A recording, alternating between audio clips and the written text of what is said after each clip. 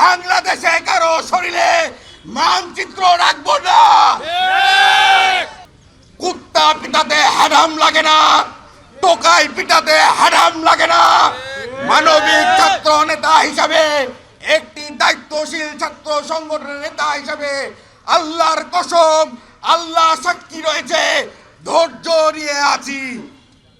আইনের প্রতি শ্রদ্ধা নিয়ে, বাংলাদেশের জনগণের আকাঙ্ক্ষা প্রত্যাশা নিয়ে রাজশাহী বিশ্ববিদ্যালয়ের শিক্ষার পরিবেশ সুষ্ঠু রাখার জন্য খোদার কসম ধৈর্য ধরে আছি। ধৈর্য যদি বিচ্যুত ঘটে, বাংলাদেশে কারো শরীরে মানচিত্র রাখবো না। আজকে অনলাইনে ঘুরলেই, বিশ্ববিদ্যালয় পরিবারে ঢুকলেই দেখায় শিক্ষার্থীদের হাহাকার, মেধাবী শিক্ষার্থীরা চাকরি পায় না।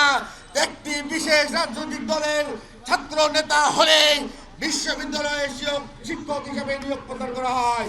ধিক্কার জানাই এবং হুঁশিয়ারি করে বিশ্ববিদ্যালয় প্রশাসনকে বলতে চাই, অনতিবিলম্বে 24 ঘন্টার মধ্যে এই মানসিক ভারসাম্যহীন উম্মাদ সন্ত্রাসী সালাউদ্দিন আহমদের সুচিকিৎসার ব্যবস্থা গ্রহণ করবেন। যদি 24 ঘন্টার মধ্যে তার মানসিক চিকিৎসা প্রদান না করা হয়, আমরা ভেবেই নিব এই বিশ্ববিদ্যালয়ের প্রশাসন, এই বিশ্ববিদ্যালয়ের উপাচার্য এবং 2 উপাচার্য দ্বয়ের প্রত্যক্ষ পরোক্ষ নির্দেশে আমাদের বিএনপির ভারপ্রাপ্ত চেয়ারম্যান জনাব তারেক রহমানের ব্যানার ছিঁড়ে ফেলা দেওয়া হয়েছে।